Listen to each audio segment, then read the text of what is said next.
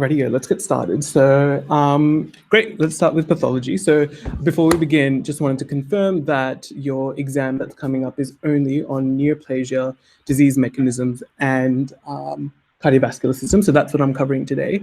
If you guys find this useful, let me know, because I can run one for each of your exams, the ones well, right before your exam.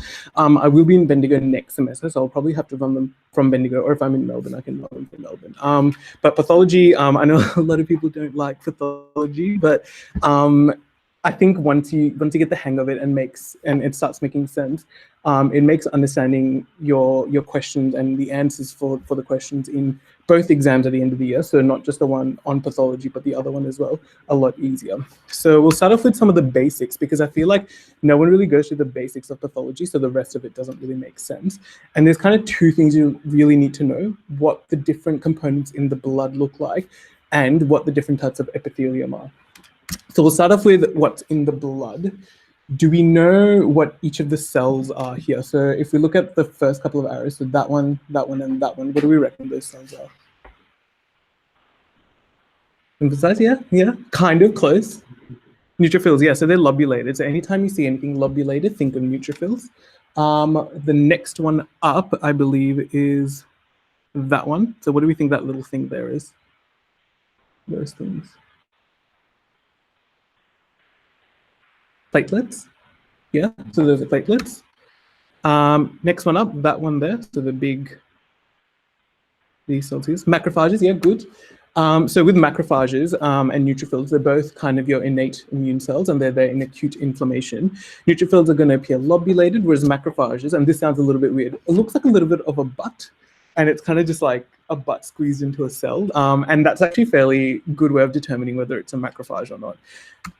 Oh, whoops, I went ahead, but yeah, that one's red blood cells there. What do we reckon these ones are? A nice big purple circle just embedded in cell.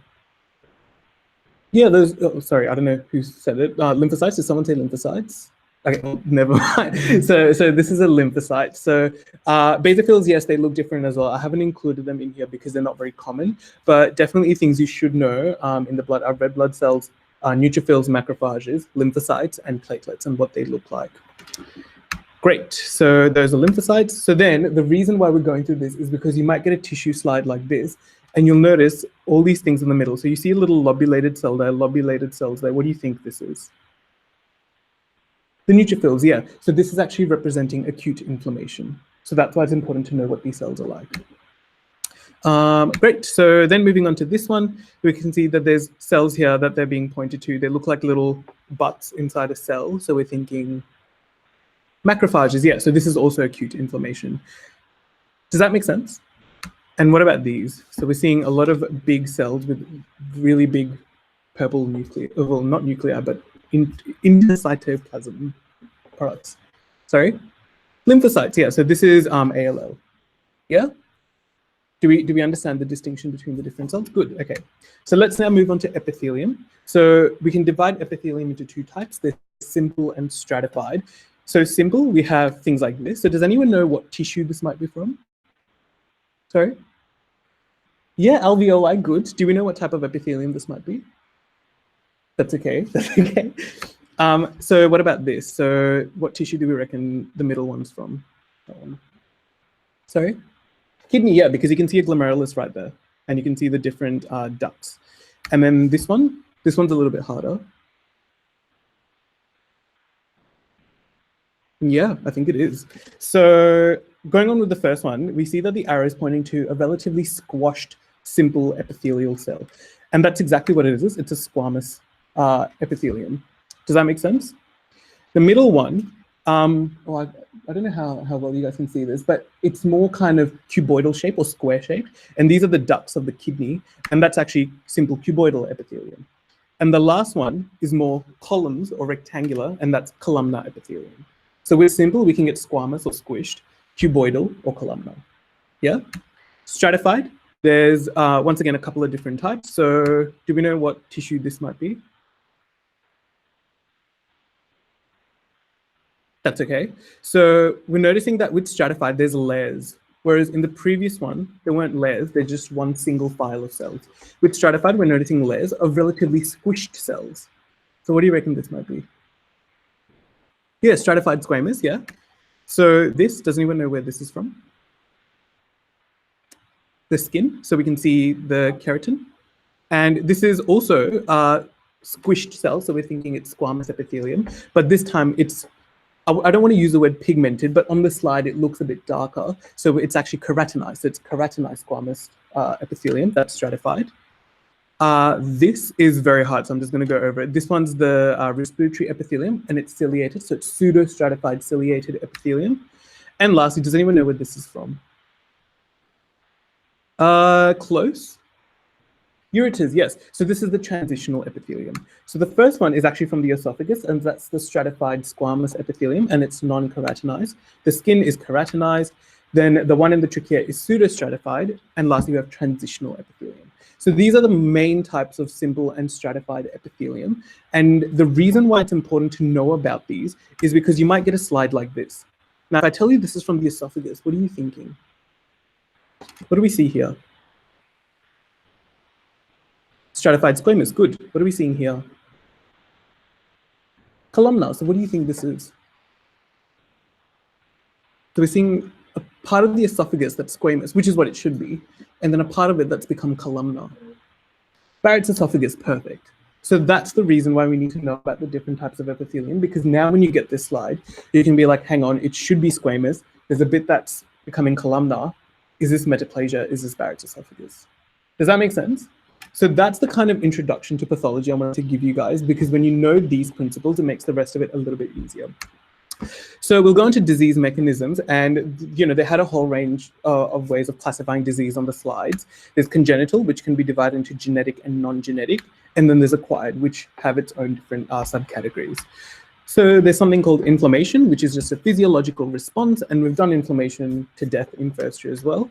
And it's characterized by three major components: dilation of blood vessels to increase blood flow, increased permeability, and that's when the white blood cells start to leave the circulation to the site of damage, and then we're going to get migration of leukocytes as well.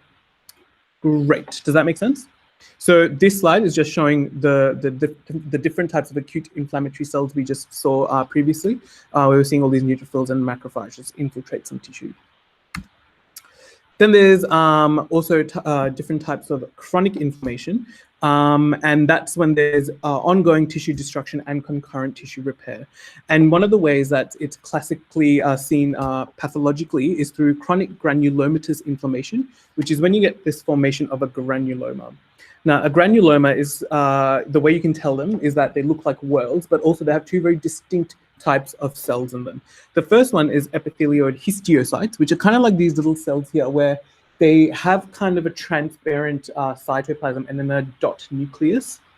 And then we have something called a multinucleated Langerhans giant cell, which is when all these epithelioid histiocytes combine to form this kind of giant unit in the middle here.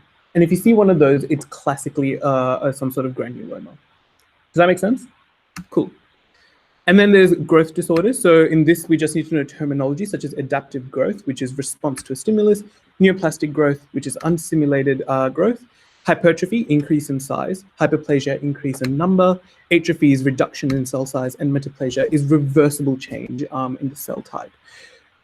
In the first pathology exam that you do, that's on the 17th of April or whenever it is, that's going to test some of the terminology, and they have in the past been like, what is the definition of metaplasia? And then they've got like a few options and you have to decide which one is correct. Fairly simplistic stuff, just need to learn the terminology. Yes. We're going to go over that. Dysplasia comes after metaplasia, but we'll go over that.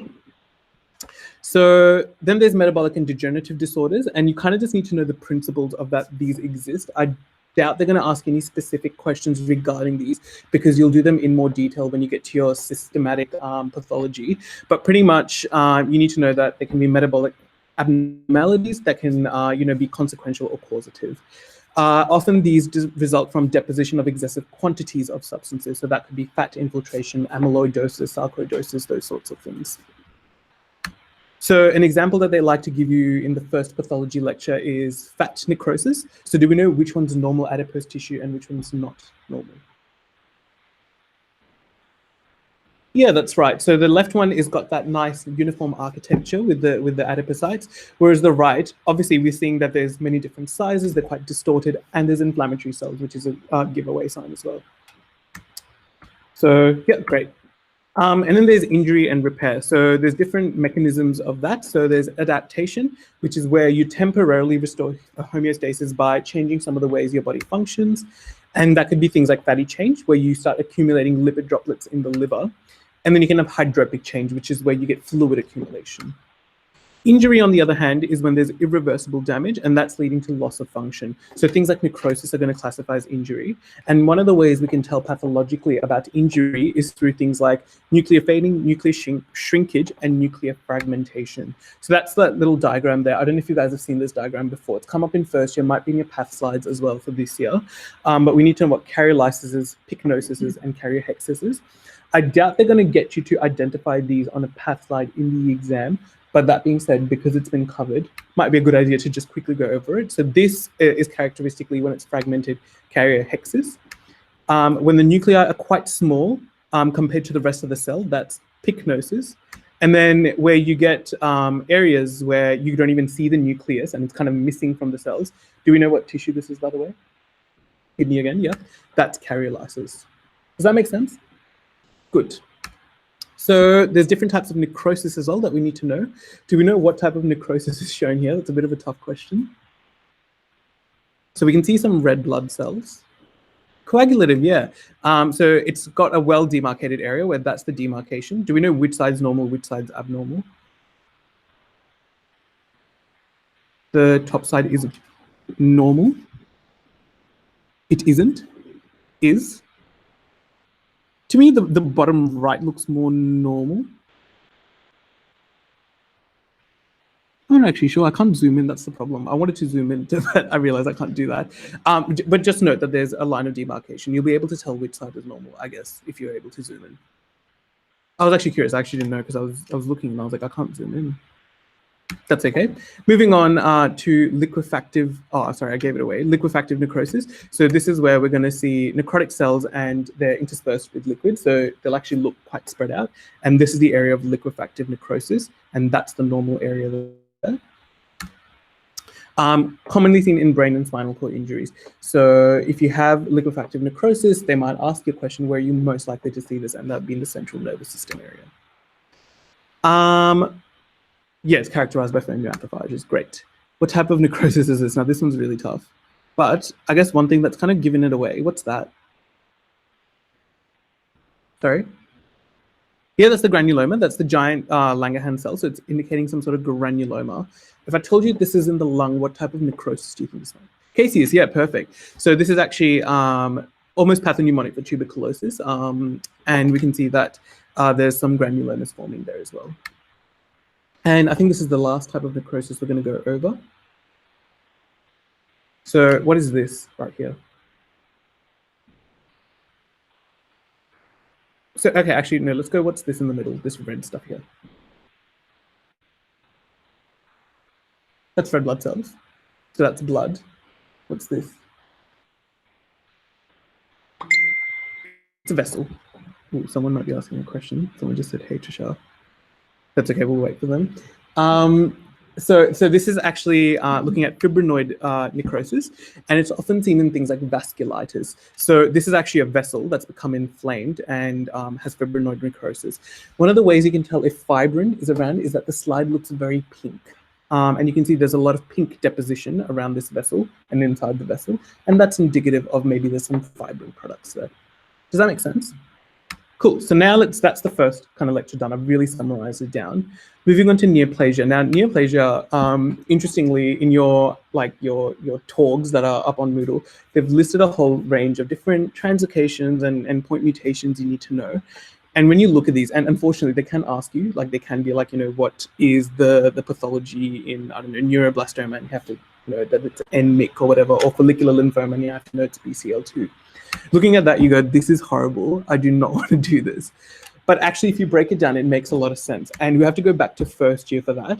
And remembering that there were three kind of main genes that control cancer growth. There's oncogenes, tumor suppressor gene, and mismatch repair genes. With proto-oncogenes specifically, there's 6 major classes. And I don't know if you guys remember that diagram that used to be included in the lectures for first year, but I've kind of got the same diagram for this slide, where with the oncogenes, if they become mutated, they lead to a gain of function mutation, and that then can lead to some sort of cancer development. Remembering that we only need some sort of mutation in one copy. And RAS, cyclin CDK, and MYC are kind of the different factors that are proto-oncogenes that can become mutated and lead to cancer. So if we look at RAS, RAS is over here. So it's one of the signaling proteins. Cyclin CDK is going to be here, which is one that controls the cell cycle, and then MYC, which is a transcription factor. So now when we look at these gene mutations and relate them back to the disease, with each of these, we can actually plot them onto the diagram on the right and figure out that they're actually all proto-oncogenes, and they're just affecting different parts of the cell signaling and cycle system. So now when you think of bladder carcinoma, you're like, the RAS gene is affected. Then you know that the RAS gene is the signaling protein that's affected. So now the RAS and, KRAS, MYC, these words make a little bit more sense. They're actually referring to the proto-oncogenes that are affected. So hopefully this makes it a lot nicer to kind of digest, and it makes more sense. Do you guys agree? Like, do you think that would help? Yeah, so unfortunately you do have to know some of them because they can ask you about it. But that being said, it is clinically useful to some degree, I guess, knowing what sort of mutations are going to be present with what types of cancers. And then they had a quick kind of discussion about benign and malignant tumors. So overall, I feel like you guys will know benign versus malignant. Benign are pretty much going to be cancers that are not too bad, slow growing, well circumscribed, and they have bland spindle cells. So the characteristic example they put in your past slide is a benign leiomyoma, whereas a malignant tumor is going to be rapidly growing, irregular borders, and it's going to have pleomorphic nuclei, or nuclei that aren't normal. And the example they give you in your past slides is your leiomyosarcoma. So I feel like you don't need to know too much detail about these, because once again, they'll teach you more about these when you get into your systematic pathology. But just know that these exist, because they might chuck in what is a leiomyosarcoma, and you need to know that it's a malignant tumor. Yep.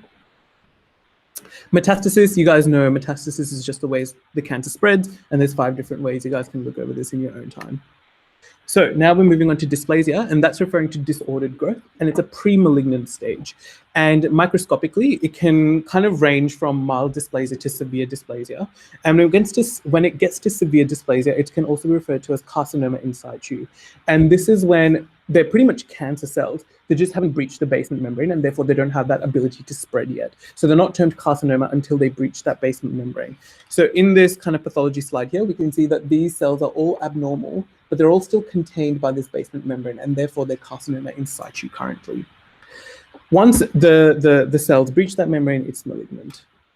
So if we just take an example like Barrett's esophagus, that chronic reflux changes the simple squamous epithelium to glandular epithelium, and that's known as metaplasia. But if we still get that exposure to the acidic environment, if we still get insults to the esophageal mucosa, that's when we'll start transitioning from Barrett's esophagus, which is metaplasia, to low-grade dysplasia, high-grade dysplasia, and that's when it turns into carcinoma in situ, and then it turns into full-blown adenocarcinoma. So does that answer your question about where is metaplasia versus dysplasia? Yeah, so metaplasia and then dysplasia and then cancer. Yep. So metaplasia is when you get reversible growth. And so that's when the cells have just changed. So with this, they've turned from squamous to columnar. Whereas with dysplasia, it's the actual genetic material and the DNA and the nucleus that's kind of started to become abnormal and pleomorphic, and it's starting to exhibit abnormal features. Whereas with metaplasia, it might still look relatively normal columnar. Dysplasia is when it starts getting, starts losing its function completely. Hey. So back to esophagus, another example again, where we can see the stratified squamous epithelium, and then it's transitioned into the intestinal epithelium. So the reason why I've got so many examples of Barrett's esophagus is because it's a very easy example for you guys to get your head around for an exam like this, but then we obviously discuss it in more detail when you get into GI pathology. So the other thing they want you to know about is the adenoma-adenocarcinoma sequence, which is pretty much when you start off with normal tissue, it turns into adenoma because there's some, genetic abnormalities and some transition towards cancer. And then if these genetic mutations continue to accumulate, it turns into full-blown cancer. So colonic adenomas are just benign neoplastic polyps, and they have this epithelial dysplasia. And things like familial adenomatous polyposis, so FAP, which can occur due to APC gene mutations, that's one of the things that can predispose you to things like polyps. And if these polyps continue and they continue to grow, they can accumulate those genetic mutations and turn into carcinoma. So this is what a colonic adenocarcinoma would look like. It's the most common malignancy, and depending on where it is, the clinical presentation can change. You don't need to know too much about adenocarcinoma at this stage because you will study it in more detail when you do GIT pathology, but you need to know that you start off with something called adenoma, and that could result from something like FAP due to APC gene mutation, and that can then progress to adenocarcinoma if it's not resected or taken out or taken care of. Yep. So they had a little table discussing the differences between squamous cell carcinomas and adenocarcinomas. I feel like some of these differences, you're just going to have to sit there and learn them. But the main one that I really wanted to point out is the middle one. So the microscopy. With squamous cell carcinoma, you'll see intercellular bridges and keratin production, whereas with adenocarcinoma, because it's carcinoma of adenomatous epithelium, so glandular epithelium, you'll see gland formation, micropapilla, and intracytoplasmic mucin. So the reason why I highlight this now is because when you get into later pathology, you might get something like lung cancer, which can be a squamous type or it can be an adenocarcinoma type. And when you look at the microscopy and you know the differences between the two, you can figure out just from the slide whether this is squamous or whether this is adenocarcinoma. Yeah? Cool. And then they had this little slide on microbial causes of cancer. So there's things like HTLV1 that can lead to T-cell leukemia lymphoma. HPV can cause carcinoma of the cervix, anus, head and neck, and some can also cause warts. Hepatitis B and C are associated with hepatocellular carcinoma, although hepatitis C less so now because now we have treatment for it. And then H. pylori is associated with gastroadenocarcinoma and gastric lymphoma. These kind of just sound like words and associations right now, and that's because that's probably what they are right now. But when you start doing hematology, when you start doing GIT pathology, they'll go into more detail about H. pylori causing gastric adenocarcinoma. But the reason why I've got this slide in here is because in your pathology slides, they want you to know that there are some microbial causes of cancer, and I've just got the main ones listed here. You've got something called paraneoplastic syndrome, which is kind of like all these additional signs and symptoms you get as a result of not the primary tumor itself, but the kinds of things it's secreting and the kind of systemic reactions it has in the body. So it's a diagnosis of exclusion. You've got to make sure it's not another pathology causing a lot of these. And some of the characteristic ones are the small cell lung cancer. A lot of the times it's due to an autoimmune reaction, ectopic endocrine production, or coagulopathies, and we'll discuss some of the main ones now. So I think they only want you to know a couple at this stage, and the first one is the myasthenic or Eaton-Lambert syndrome, and that's when you get antibodies against the presynaptic calcium gates. So you get a neuromuscular kind of neuromuscular weakness in the limbs, especially the legs. The next one is syndrome of inappropriate ADH secretion, where you get large amounts of ADH being secreted, and therefore you get increased absorption of water. So clinically, that presents concentrated urine and symptoms of hyponatremia. And then you get something called subacute cerebellar ataxia, once again an autoimmune reaction, where we get antibodies against Purkinje cells in the cerebellum. So we're going to get ataxia, nystagmus, and dysarthria, or like your classical Danish symptoms.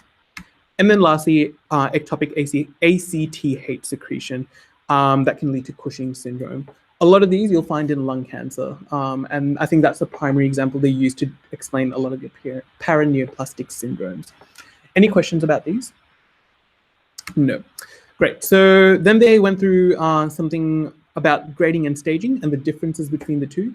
So overall, the way I've kind of classify the two is that grading is when you look at it under the microscope and look at the degree of differentiation and the aggressiveness of the cancer, whereas staging is when you take a look away from the microscope and the person as a whole and whether the cancer has spread to other parts of the body. So the TNM classification that we use is primarily based on staging because we're looking at spread of the tumor, spread to the nodes and metastasis, which is also a type of spread. And it's important to be able to distinguish between the two. So one is looking at histopathological features, one is looking at features of spread and where the cancer has gone. Mortality and prognosis are dependent on a combination of both, because you can have a cancer that's not so aggressive and hasn't spread anywhere, and therefore that's relatively good prognosis. We might be able to cut it out. Whereas if you've got a cancer that's very aggressive and has spread, that's poor prognosis, because not only has it spread anywhere, so we can't cut it out, it's aggressive. So its features are a lot more pronounced and its signs and symptoms are a lot more worse. Does that make sense? So those are the differences between the two. So yes. Mm-hmm. Yeah, so with the pathology quiz, I believe they made a typo on one of the questions where they've got like well differentiated is not a feature or is a feature of aggressive cancer. If it's well differentiated, then we can see what it's like. It's not as aggressive, whereas if it's non-differentiated, then that means it's difficult to determine. Sorry, I'm just checking if someone asking a question, but it's not. Yeah, I saw you just wrote "Hey Tushar." Oh, right. Sorry. Yeah. There you go. We've started. All right. So moving on to cardiovascular. Does anyone have any questions from the past two? No. So cardiovascular is what I'm mainly going to focus on now. And the way they've structured cardiovascular is how they structure a lot of your other pathology for the rest of the year now. So then you'll go into doing lung, GI, endocrine, hematology, et cetera, et cetera. So the way I've kind of gone through this is gone through kind of the major cardiovascular conditions and what they'll present in terms of pathology. But I don't know if you guys know, I've published like my notes from cardio on the VESPA page as well. They go in a lot more detail and, you know, like management and all that sort of stuff. I've kind of focused on the pathology in these slides today.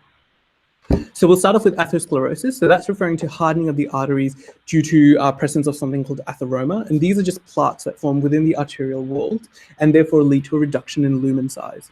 The pathology in mild cases, and generally, well, you can take a pathological slide of this and look at it under the microscope, but in your path slides, they like to look at it macroscopically. So mild, you'll notice intimal thickening with smooth muscle, lipids, and macrophages there.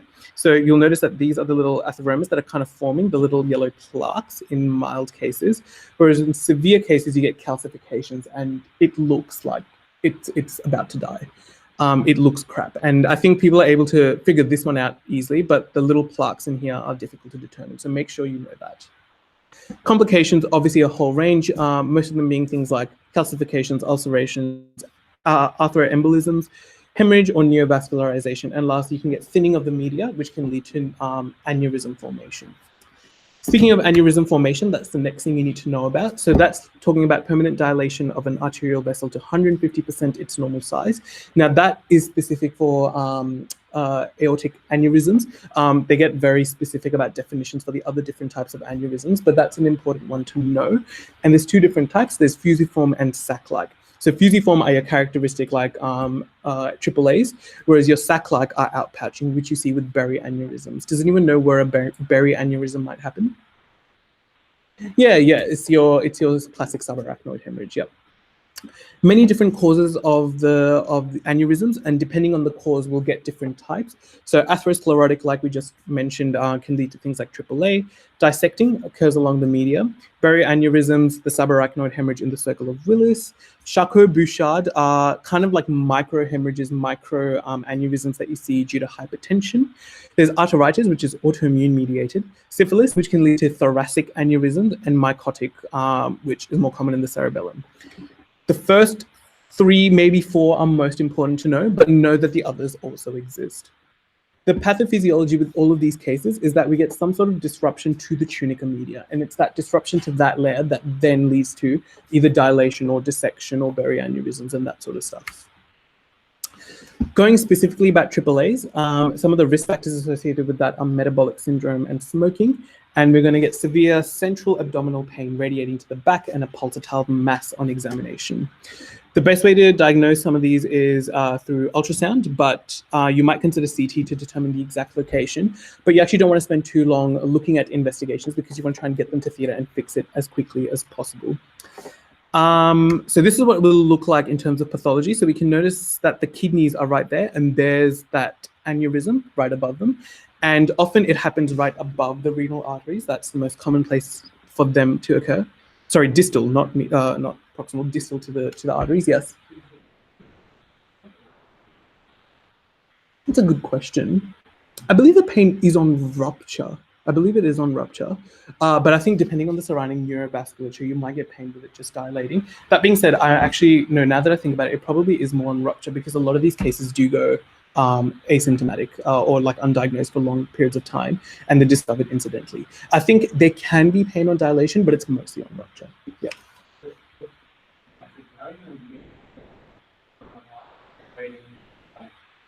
And like urinary environment unstable. Yeah, so often they're going to be unconscious. Sometimes you do get patients that are still awake, or they kind of have that initial pop. They call the ambulance, and the ambulance, they'll tell them that, you know, I have this pain, and then collapse afterwards. You do often have patients that are able to describe it initially, but that being said, that's completely right. A lot of the times these patients will be unconscious, but on rare occasions they might still be awake. Yes, no, but often it is a very well recognized symptom. So you do get a lot of patients that come in with this, and they do describe their pain before other complications happen. Yep. Yep, so this is just showing the aneurysm again, and it's showing that you can actually get thrombus formation, and you can get dilation of that area of the vessel that's affected. Aortic dissection. So this is when we get separation of the different layers of the aortic wall, and we form a false channel where blood starts to pool. It's typically seen in 40 to 60-year-old males with hypertension or other connective tissue disorders. Does anyone know what type of connective tissue disorder this is especially common in? Marfan's, yeah, perfect. Great signs and symptoms. Chest pain often happens in the chest, but can happen in the abdomen as well. But it's going to be pain radiating to the back, and they're going to get have uneven peripheral pulses because there's a dissection there. Otherwise, the rest of the stuff you can go through in your own times. But in terms of pathology, one thing I wanted to point out, is what it looks like both macroscopically and microscopically. So macroscopically, it actually looks fairly similar to an AAA, but what you'll notice is that there's still a part of the aortic wall still intact, and that's there on both sides. And you'll sometimes notice a bit of the rupture site. So here's the rupture site where the blood started to pool and cause a dissection. But it's characteristically more identifiable on microscopy, where we notice that this is the kind of vessel there, and this is the false channel that's formed where the blood has started to pool, and it's kind of squished the true lumen. And this is the rupture site here, and the blood started to pool all in there, and the star is just referring to the media. So that's the media layer, and we can see that's ruptured in here. Yes. Yeah. This one? Yeah, so this one I believe is the false lumen, and the red bits here are the fibrin, so it's actual clot formation. Yeah? Let me just make sure. Yeah, so that's the clot compressing the lumen. Because if it's pink, it's fibrin, so that's a good rule to follow. And these are just more classic pictures of what a dissection looks like. So that's just showing dissection between two layers of the media, and that's showing the same thing. So there's blood in there between the media. And just another slide. That's the adventitia, media, intima. We can see that blood is dissecting between the intima media and the adventitia. Yep. Acute coronary syndrome. Now, this is a massive condition that you guys need to know back to front as part of third year. I'm not going to go through the entire condition in detail, but what I will point out is things to note pathologically are the difference between unstable angina and STEMI. Are we all comfortable with that? Good, okay. And then the disease process is the other thing you need to know. So we start off with endothelial damage that leads to an inflammatory response and deposition of lipids. That's then going to form an atheroma and lead to atherosclerosis, and you're going to get narrowing of the vessel lumen. And then finally, we get plaque rupture, which is when the procoagulative molecules are released to form a clot, and that typically tends to happen due to shear forces due to blood kind of rushing. So this is what an old thrombus would look like, and this is what a new thrombus looks like. So with new thrombus, they appear quite fleshy red. You can see the surrounding blood. Whereas with old thrombus, they get this kind of laminar appearance, and they start what's called organizing, and they get kind of layers to them. So that's the difference between an old thrombus and a new one. When you look at it under a microscopy, you'll notice once again a great big pink lump, which is fibrin and clot that's completely occluded the vessel. And that's just comparing a schematic diagram to one that you'll see in real life. Yep. I'm just trying to see if there's anything else I want to point out. Nope. So, yep. So this is just showing another diagram, and the explanation on the right kind of explains, like, the stuff that's going on here, but I won't go into it in a lot of detail. Yep. All right. One of the things you need to know for pathology, which is a bit yucky, is the different macroscopic and microscopic changes you see post an infarct. And they're all listed at different times. Unfortunately, this is just something you have to learn. It's up to you whether you're happy to give away the mark or you want the mark for this and learning the different things you see. The one that I would really want to point out, though, is that generally in the first 4 hours, there's absolutely no changes. You might see a bit of glycogen depletion and waviness of the fibers, but otherwise, both macroscopically and microscopically, there's not much change. And it takes about 1 day for inflammatory cells to start appearing as well. So neutrophil infiltrate tends to happen at about 1 day mark. Let me just make sure that's correct. Yeah, 12 to 24 hours, you'll start seeing the neutrophil invasion. Myocardial infarction, there are a whole range of complications associated with it. Once again, a whole list, and different complications occur at different times. You once again might need to know which complication occurs when. I've taken all of these straight from Underwood, by the way. So hopefully that corresponds to what they actually want you to know, because that was part of the pre-reading. And examples of some of these complications. So we can see area of necrosis right there in this person who's had an MI. And then we can see thrombus formation, which tends to happen at the site of necrosis, because that part of the myocardium is no longer contracting well. We're going to get stasis of blood, and according to Virchow's triad, that's one of the things that leads to clot formation. So we can see that there's a thrombus that's formed at the bottom. Moving on to cardiac failure, I guess you can divide into 4 different types. There's mechanical overload, which is when there's too much pressure, volume, and demand on the heart. There's myocardial failure, so we're not getting enough pumping of the heart. Pericardial disease, where because the pericardium is unable to let the heart stretch, we're going to get poor stretching and therefore poor filling of the heart. And lastly, endocardial disease, where we have poor walls, and that could also be due to valvular disease as well. So we're going to start out with hypertensive cardiomyopathy, which is a type of hypertrophic cardiomyopathy, and that obviously results from hypertension, and it's the most common type of cardiomyopathy. And the reason why we get it is because the heart's trying to pump against very high pressures, and therefore it must hypertrophy to compensate for that.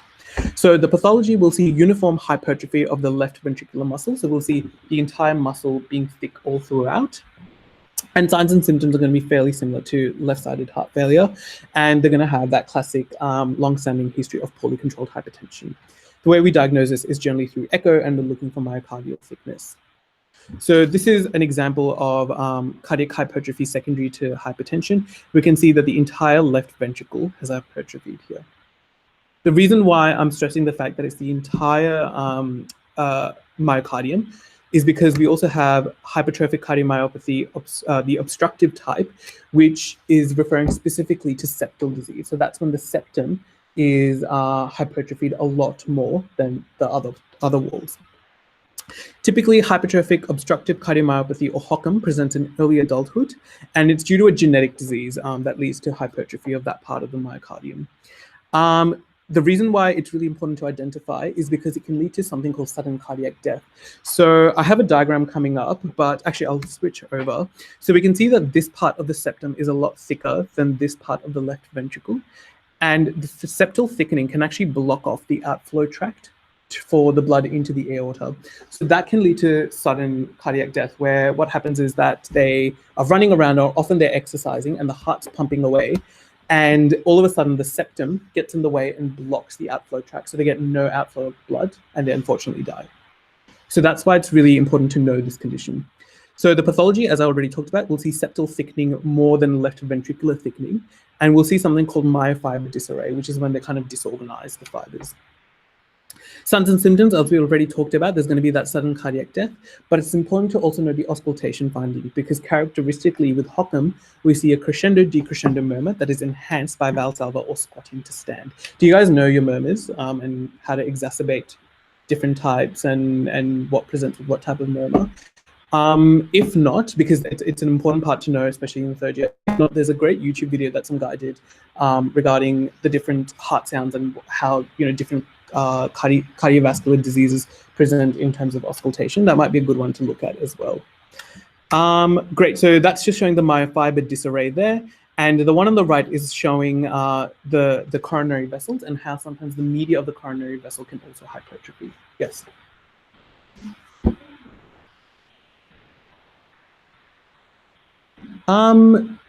You can say so, but aortic stenosis is generally more chronic, whereas HOCM is a lot more sudden usually. But I guess the principles are very similar. Yes. Yeah. Yeah. If you look at the signs and symptoms, they're very similar. Yeah. But yeah, HOCM is just more acute. Or the fact that the condition itself is chronic and it's there forever, but the exacerbation is acute. It happens all of a sudden. I've just got another picture here showing that the septal thickening is a lot worse than the left ventricular thickening. Does that make sense? Any questions about HOCM? All right. So moving on to dilated cardiomyopathy. This is just when the heart is so dilated it's no longer pumping properly. So normally when the heart will stretch, referring back to first year physiology, that means that there's going to be better contraction because the sarcomere units all align perfectly. But with dilated cardiomyopathy, the heart stretches so much that they lose contact and the sarcomere units are no longer in sync, and therefore you're actually going to get crap stretching of the heart rather than good stretching. Some of the causes of this are, the most common cause is idiopathic, but ones that they really want you to know are things like alcohol, genetic abnormalities, episodes of viral myocarditis can lead to this, and iron overload. But then there's a whole range of others as well. The way this will present is, once again, your classic heart failure. And when you do your lab investigations, you'll notice that there's increased BNP, which is brain natriuretic peptide, and that's released by the heart as a result of stretching. Important to know that our hypertensive cardiomyopathy can also have a component of dilated cardiomyopathy, depending on how chronic it is and how severe the hypertension is. So you might notice BNP release both in cardiomyopathy, dilated type, and the hypertensive type. Interestingly, though, the one of the characteristic findings, especially on pathology with dilated cardiomyopathy, is something called a mural thrombus. So the bottom half of the heart, when it's dilated, is especially bad at contracting, and therefore, once again, we're going to get stasis of blood, and that leads to thrombus formation. So this is what a dilated cardiomyopathy heart might look like. It literally looks dilated and enlarged. And this is just showing a cross-section of a heart that has dilated cardiomyopathy. And you'll notice that the walls are a lot thinner and a lot more stretched out. Do we know which one the left ventricle is and the right ventricle is in this diagram? The left is this one? Yeah, that's right. So one way you can determine between the two is that the right ventricle, when taken in a cross-section like this, looks like a crescent. So that's this one, the right ventricle, and the left ventricle looks more circular. But I feel like you guys already seem to know this, so we'll move on. One of the interesting things that can cause dilated cardiomyopathy is iron overload. And this is kind of a principle you should take with you throughout pathology. We have something called the Prussian blue stain, which is used to look for iron deposition. And this piece of the heart that's been taken by a biopsy has been stained with Prussian blue, and we can see depositions of iron. And this is actually dilated cardiomyopathy secondary to iron overload. So it's one of the few times where you might do a cardiac biopsy to look for what are the causes of dilated cardiomyopathy. But that being said, often it's not done because it's quite an invasive procedure, and sometimes it doesn't change management very much. But if you're worried that this is cardiomyopathy secondary to some actual organic cause, or it's not idiopathic, you might do a biopsy, and if you do one with iron overload, you might see something like this. Does that make sense? So even something like hemochromatosis, which is iron overload in the liver, if you do a Prussian blue stain of the liver, you'll notice iron deposition. So Prussian blue stain, think some sort of iron deposition. And then I've just got pictures of, once again, a dilated cardiomyopathy. So we can see that the heart is obviously dilated. Does anyone know what that is there? Yeah, that's a pacemaker lead, yeah. And then this is dilated cardiomyopathy with a mural thrombus at the bottom. Cool. So restrictive cardiomyopathy is another type of cardiomyopathy where, once again, often it's due to some sort of infiltrative cause that the cardiac muscle is unable to stretch properly. So if it can't stretch properly, then that means it can't fill with blood properly, and therefore we're not going to get as much of an output. The most common causes are things like amyloidosis or sarcoidosis. Does anyone know what amyloidosis actually is? Yeah. So it's the light chain proteins, and they get deposited within various tissues, and that can lead to a whole range of problems. You don't need to know amyloidosis at this stage. I think it's a bit early on, but by the time you get to the end of the year and you've covered all the different systems, you'll get an idea of what amyloidosis is, especially when you start doing heme, because it's related to multiple myeloma. Great. So some of the signs and symptoms you'll see is actually very similar to something called constrictive pericarditis, which we're going to go over next. But it's looking at things where the heart is unable to fill properly. So we'll see an increase in the JVP with prominent X and Y descents. Now, I don't think we're at that level. I mean, even I'm not at that level where I can look at a JVP waveform and tell you what components I'm looking at. But for written examinations, know that an increased JVP with prominent X and Y descents, Cosmol sign, those sorts of things are very suggestive of something like restrictive cardiomyopathy. That being said, we're going to discuss constrictive pericarditis next, which is very similar in presentation, but we'll note some of the differences. So the way that we can diagnose this is through echo primarily, and we're looking at that kind of loss in cardiac stretching, and we can do cardiac catheterization to look for the pressures, or endomyocardial biopsy to find the cause, especially if it's infiltrative. So like how we discussed, Prussian blue stains are very good for iron overload. There's something called the Congo red stain and the polarized light that we can use for amyloidosis. So if we take a biopsy of the heart and we apply a Congo red stain, we'll see bits of red pop up where amyloid deposits are present. And this is just the tissue looked in under polarized light, so a different type of light. And if it lights up with this green birefringence, or apple green birefringence as they like to call it, that's characteristic of amyloid deposition. So once again, this is amyloidosis looking at cardiac tissue, but if you use the same principle elsewhere, and we'll get into heme and we'll discuss multiple myeloma, and you'll look at a tissue under birefringent light, if it comes with green birefringence, apple green birefringence, it's that there's amyloid present. So these are kind of topics that are nice to take away, not just for cardio, but for pathology in general. Does that make sense? So this is a patient that had restrictive cardiomyopathy.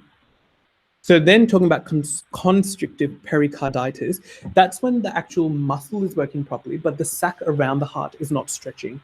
And if the sac is not stretching, then if you think about it, you've kind of got a heart that wants to stretch, but is being limited by the sac.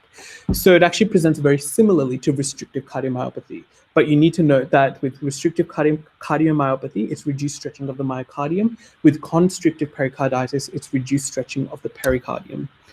The causes for constrictive pericarditis are chronic or recurrent episodes of pericarditis that cause fibrosis of the sac, and therefore it's not stretching nicely. And TB is a classic example of something that will do that. Pathology will notice thickened, fibrous, and calcified pericardium, and that's just on macroscopic view. Signs and symptoms, as you'll notice, very similar to the ones we saw earlier. Does anyone actually know what Cosmol sign is? Sorry, I didn't actually go over that. What's Cosmol sign?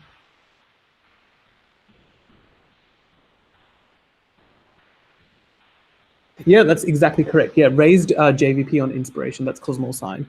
So generally it should drop, because if you get inspiration, there's more filling, so everything folds. But obviously if there's something that prevents the heart from stretching and something that causes a backlog of blood, we're going to get an increase in JVP with inspiration. But the way you can determine constrictive pericarditis from restrictive is firstly history. So if they have something like amyloidosis, it's more likely restrictive cardiomyopathy. If they've had recurrent episodes of pericarditis, that's more likely to be constrictive. But at the same time, when you go to examine them, they'll have features of pericarditis with constrictive pericarditis. So that could be things like pericardial rub when you auscultate. Yes? Of the myocardium. Yeah. Is reduced stretching of the pericardium. Yeah. So very important distinction to make between the two. And this is what a constrictive pericarditis heart looks like. It looks bulky, it looks fibrosed, and we can see that it's kind of got that hardened shell appearance to it. Yes. Yeah. So cardiac tamponade is an acute form of that, you can say. It's not completely correct what I just said, but that's kind of the same disease, if that makes sense. So this is more of a chronic form, whereas cardiac tamponade happens suddenly and you need to do emergency management. With these guys, you can kind of wait around and see how they go. Yeah?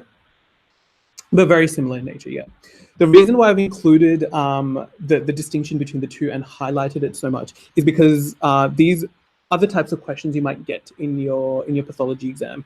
And I believe we got a question very similar to this, or maybe this, in our end of year pathology exam, and a lot of people got stumped up over it because they weren't able to make the distinction between restrictive cardiomyopathy versus constrictive pericarditis. So 45-year-old male immigrant presents with 3-week history of difficulty breathing, chest pain, abdominal discomfort, fairly non-specific stuff at this stage. Physical examination shows hepatomegaly and ascites. So we're thinking something that's affecting blood flow to the heart and manifesting systemically, with 2+ pitting edema of the legs. The patient was diagnosed with active pulmonary tuberculosis. Ding, ding, ding, that's a risk factor.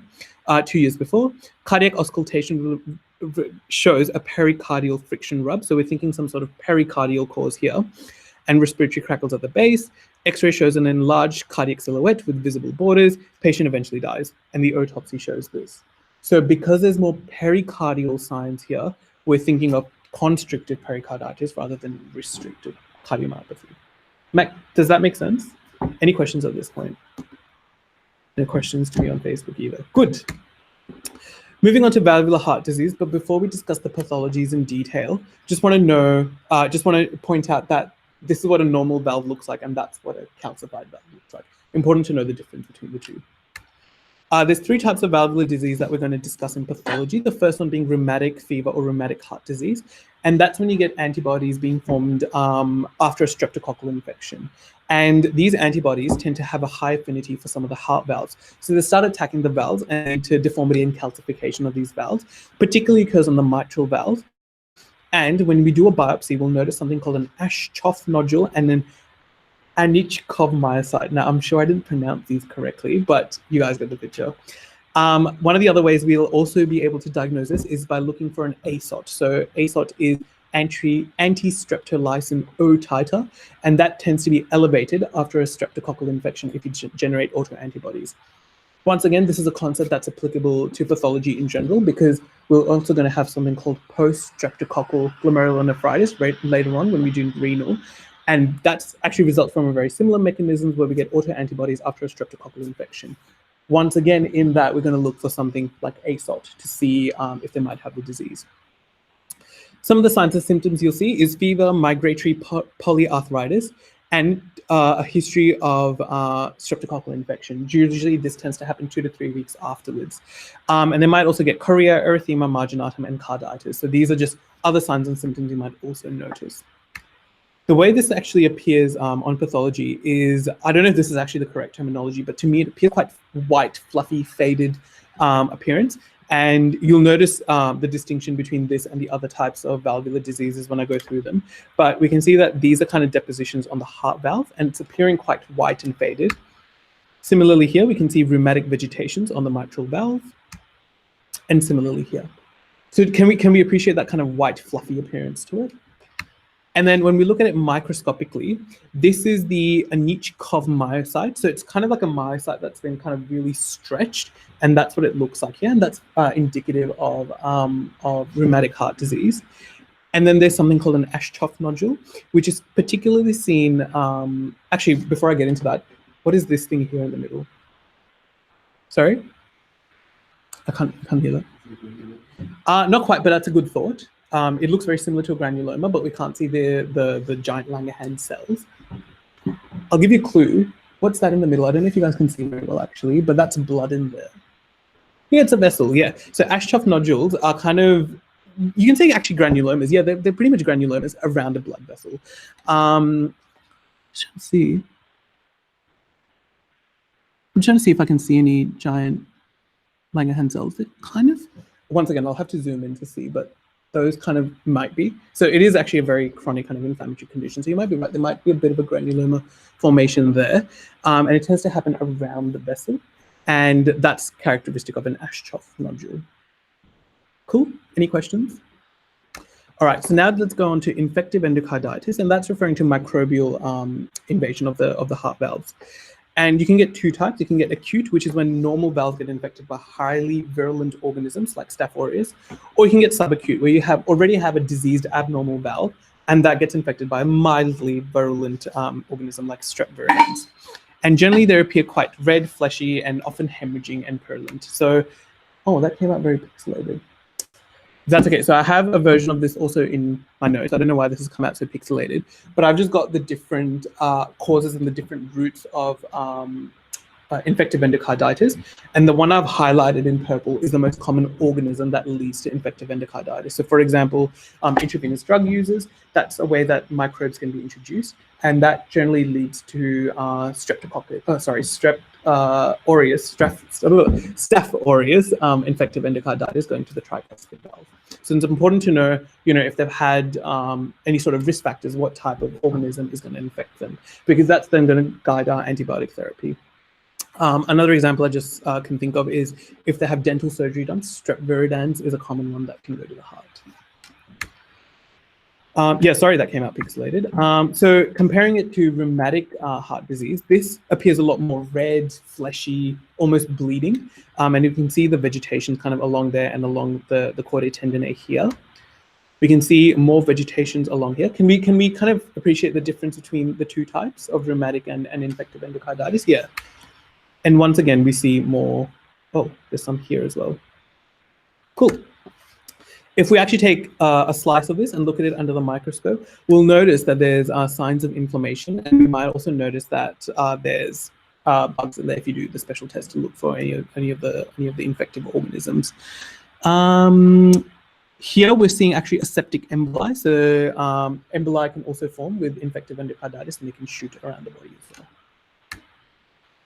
Valvular heart disease, the last type we're looking at is the non-bacterial thrombotic endocarditis, which is pretty much a sterile thrombotic endocarditis, where because we're in a hypercoagulable state, we start getting thrombus formations on the valves themselves. And that's typically seen in patients that have cancer, actually. So the one rule that we've been discussing today has been that platelets and fibrin appear pink, and that's exactly what you're going to see on microscopy. You'll notice a pink section. So looking at it macroscopically first, I actually find that the thrombotic versions of these is kind of in between the rheumatic heart disease and infective endocarditis, where they look a little bit red, but they don't appear as bloody or as like yucky or fleshy as infective endocarditis, but they don't look as fluffy or as white as rheumatic heart disease either. They're kind of in the middle. And now if we take a section of, so this is the valve here, and this is the kind of vegetation that was on there. And that's completely pink because it's composed of fibrin and just clots, really. Does that make sense? So those are the three types of valvular diseases. And then lastly, the cardiac tumors. So the two types we need to know about are the cardiac myxoma, most of which originate from the left side rather than the right side. And the way I remember this is that you get mixed up while writing with your left hand. I don't know if that's going to work for all the people that are left-handed out there, but that's the kind of way I remembered it. And you really don't need to know much about it, just the fact that it usually originates from the left atrium. And it's rounded, polypoid, and gelatinous tumor. And it's derived from subendocardial tissue. Otherwise, there's really not much to know here, and it's fairly rare that you won't see very often anyway. And then lastly, there's the rhabdomyoma, which is more of a pediatric tumor, and that usually presents in the first year of life, where we kind of get a tuberous sclerosis. So these tumors are going to be well circumscribed, and they take up a large majority of the heart, and they're kind of pale tan in appearance. Does that make sense? You don't need to know too much about the pathology of these. You just need to know that they exist. On microscopy, I actually don't know. I haven't got a slide on there. If you need to know about it, I'm sure you can probably just Google it and it'll come up. I haven't included a slide because I didn't bother learning what it looks like on microscopy, because to me it was so rare that it was irrelevant to my learning, at this stage at least. Any other questions? So that's kind of it from me about pathology for your exam. Did you guys find that helpful? Okay, good. I hope so, yeah.